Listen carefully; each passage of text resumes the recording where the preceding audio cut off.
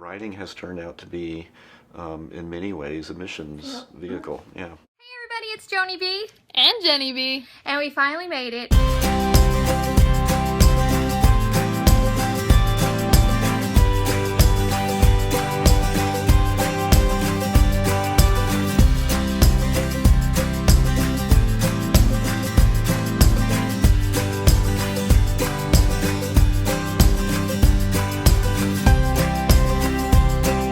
Thank you so much for joining us today here up on the 5th floor of the Billy Graham Center at Right to Publish. Tell the viewers a little bit of why you're here at the conference this week. Okay. I am here because this is a great conference for finding new writers. There's a lot of writers here with material that they've produced and want to find a home for it and want to get it published. And so it's great to kind of see what's out there and maybe pick up another writer or two for our publications. It's also a good time just to network with people and stay in touch with what's going on in the world of Christian publishing. Awesome. And the publishing that you're representing, who is this? I represent Walk Through the Bible, and we have several devotional magazines, 3 in particular. Indeed Magazine, which is a general adult devotional, Tapestry Magazine, which is for women, and then YW, which is for youth. Okay, and those are all basically devotional magazines? They are, yes. Okay, wonderful. So now let's move to, you're a writer yourself. Tell us a little bit. I know I saw numerous devotionals on your website. So tell us a little bit, is this your passion to do the devotions, and tell us a little bit about that? Well, I do a variety of writing. Devotionals happens to be what I started with in Christian publishing and probably what I've done the most of. So yeah, I do a lot of devotionals. It's a great way to get your message in front of people day after day after day, because that's the nature of a devotional. They read, so it's getting God's word into their heart day after day. I've also done some topical books, and then we at Walk Through the Bible we do some curriculum, small group study guides, discussion guides, that sort of thing. Okay, so since devotion, again, everybody reads your work, what is maybe your favorite out of all the genres that you write? Which one if you could only pick one to write about, which one would it be? If I could only pick one style of writing, or one? Exactly. Well, probably, since devotionals is what I've done the most of, it would be that. And I have a tendency to, I like topical books because it's like a very extended sermon. You have a lot of room to develop a thought, so I really enjoy doing that. But devotionals, I like that also because it's very concise. You have to get a lot of meaning into a little bit of space, and I tend to write in nuggets anyway. That's good. So that's that fits the devotional format. Exactly, and those little nuggets are something that people can pick up any time of the day during their lunch hour or right in the morning when they're drinking their coffee or before they go to bed. Right. Awesome. So yeah, I need a lot of those little nuggets throughout the day. And as I was perusing your website, I came across the word photojournalist. So expound on that, and then talk about your adventures as a photojournalist. Okay. My start in journalism was with a lot of smaller weekly newspapers, and if that's who you write for, it's good not just to write, but to carry a camera with you. Because exactly. Small staffs, you have to do a little bit of everything. So I learned over the years to take pictures with my writing, which I really enjoy. So my background is to some degree in photojournalism, and even though I've done a lot of writing over the last few years, there's something about the visual aspects of photography. It gets you out from behind the laptop every single day. It's if all you do is stare at a laptop, you start to get a little stir crazy and burn out a little bit. So the just getting out, doing something visual has been a good contrast to that. Most recently, the way I've been able to use that is at Walk Through the Bible we have a ministry magazine that we send to donors, prayer supporters, anybody who's a friend of the ministry. And it shows the kind of work we do around the world. We're in 125 different countries, and so it's a quarterly magazine. So 4 times a year I get to go to one of these places and interview some of our ministry partners and take pictures of the field and the ministry that's going on, churches there. context, everything, then come back home and write a story about that. So that's, for me, that's a good balance between writing and then getting out and doing ministry. Sometimes I get to speak on these trips, and so it helps give me variety in what I do. So I really enjoy that. Yeah, and I'm a visual person, so to read and then connect with a picture, that's definitely, I'm a visual learner, and so, but I'm also a visual reader for enjoyment. So I like to be able to picture, and when you looking at those pictures, I mean, they were amazing of the different places. I loved them. I was like, oh, he should put those on so people could put them on their walls in their offices or things like that. So now you're also a speaker. Did I read that you're also has pastored? I have. I'd gone to journalism school, and then after that decided, I feel like a calling to ministry, and in particular missions. But part of preparation for missions was getting experience with church planting and with pastoring and all of that. So I've done a little bit of all of that, and I've pastored a small church in the past and pastored in mission situations. More recently, my current church, we don't have a senior pastor model. We've got a leadership team, and so I do about half the preaching. When I'm in town and when I'm available, I end up preaching about half the messages in a year, and then other people fill in at other times. So that too is good variety. I get to kind of get up and express myself in a different way than just writing at a keyboard. They do connect. It's not imperative. I mean, some people are really naturally gifted speakers, and in that case, and they're not good writers, in that case, I think they should find somebody to help them take their messages and put them into writing. Other people are really good writers and not naturally gifted speakers. That's a little more where I lean, although I do enjoy speaking, and I won't say I'm not gifted at it at all. It just, Your comfort zone is more writing than speaking? Writing comes more naturally to me. Okay. Yeah. Although I do enjoy the speaking, but in that case, it's good for a writer to be able to speak as well.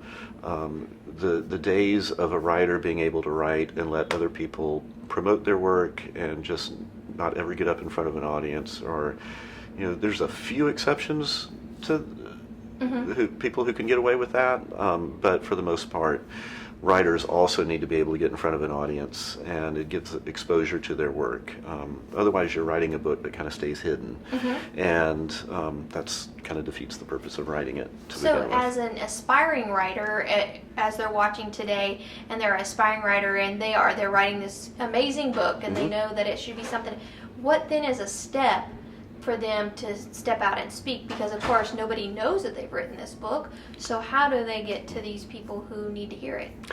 Well, it's the more publicity you get for your book, say you have a website or a blog or something like that, then people start to pick up on the fact that, hey, here's a writer, and maybe they would be a good speaker at this conference or event or whatever it happens to be. Churches that you're connected with, you can offer yourself as a speaker for any special events or retreats or something like that. It can kind of be hard at first establishing yourself as a speaker, but it's, every writer should have a website, so somewhere on that website there should be a form or an opportunity for people to contact you for speaking.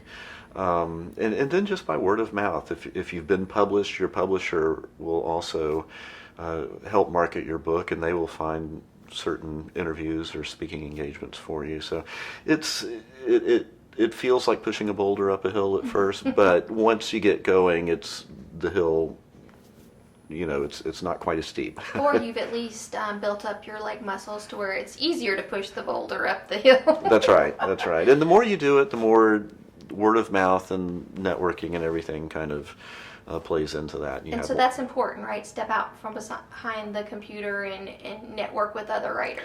Absolutely, yeah. And just make yourself, I mean, you don't have to be really pushy and promoting yourself, but you can't go hide. So Exactly. it's making yourself known, attending writers' conferences like this, just getting to know a few people, even if you're a natural introvert, which I happen to be. It's still being around people and just making yourself available. You end up having opportunities that just come out of that. That's awesome. That's awesome.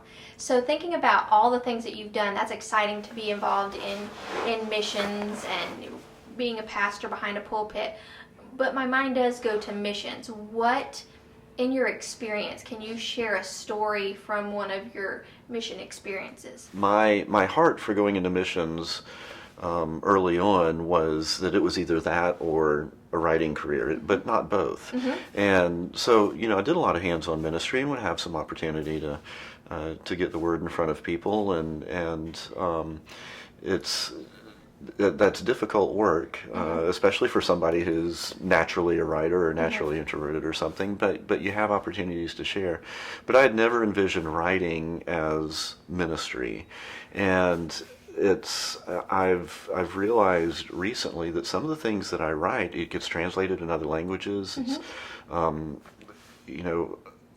I found out recently that a small group discussion guide that I've done is being used by up to 1 million people in India, and more than 3 million people in other parts of the world. That's awesome. And that sort of thing. And so in some of the traveling that I do, I'll have people come up to me and talk about something that I'd written that's no longer in English. I mean, for them, it's in Gujarati or something, something very different. And to me, it's really gratifying to realize that instead of living my life in one country and making an impact on a mission field there, which I would love to do, but this just opens up even more countries. And so it's really encouraging to me when somebody from another country comes up and says, I read this and really appreciate this, and this is how it changed my life, or even people who don't know the Lord being exposed to biblical truth through something like that. So it actually is, writing has turned out to be in many ways a missions vehicle. Yeah, that's awesome. And I think that we make ourselves short-sighted in our thoughts, because again, as you were talking, I was like, well, he has the biggest mission field of all, because he has the world, and where you can just stay in one location, but your message go everywhere. That's amazing. That's amazing. Yeah, it really is. Right, and that's so how the Holy Spirit works. It's not necessarily always in the creation of that content. It's what's happening in the person's heart when it gets to them. Exactly. And that's where the Holy Spirit is working. And you really see that a lot when somebody says, I don't know how God knew that I needed this devotional on this particular day. Well, sometimes it was written 8, 9, 10 years ago. So no human being could have known, but it hit them at just the right time of the situation they were in. And that's really where the inspiration is. That's awesome. And again, if you would not have taken the lead because you have to be open, and at that particular moment you might just see it as, oh, I need to meet a deadline, but God knew, because God knew that in June the 5th, 2015, that someone was going to be reading that daily moment, and your nugget that you wrote when you were just, oh, I got to get to the deadline. But God knew. He has an ultimate plan for everyone. And how exciting, though, that you can think about, you have got to be a part of that. Yeah. That's awesome. just to participate in that. Even on good days you feel like, oh, I get to participate in this, and other days it's like, oh, I have to do this. But in every one of those situations, it really is a privilege to participate in what God's doing in people's lives. So here you're taking and you're basically pouring it out on the paper. You're giving out. When does Chris have time to get filled up? I mean, how does an author that just writes and writes devotionals, where is their spring? When do they get refreshed and filled? Well, and that's a really good question, because there have been points along the way where I realized, wow, I'm getting burned out and I'm not taking in. I feel like I'm always pouring out and not ever taking in. And a writer, any kind of writer, not just a devotional writer, or any kind of communicator, really has to be careful about that, because you can't, as the old saying goes, you can't impart what you don't possess. Right.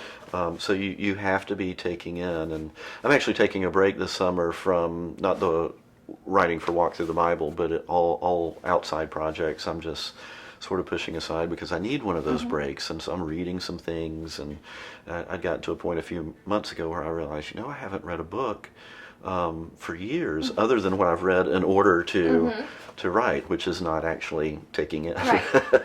So I'm taking some time to read, to study, and just kind of breathe. And but it really is important to make sure you have time to do that. That's because athletes take the time to work out, do their regiment, but as I've listened to several authors that come and their rigorous schedule, I'm thinking, when is it them time? So it's, I like how you're saying you're taking this summer, that you take the time, and it's okay. And it's not, it's okay, and it's more than okay. It's imperative. You have to carve out some time to do that. And if you let deadlines rule your life, it'll never happen. You have to say no to a couple of things, and you just have to make sure you take that time.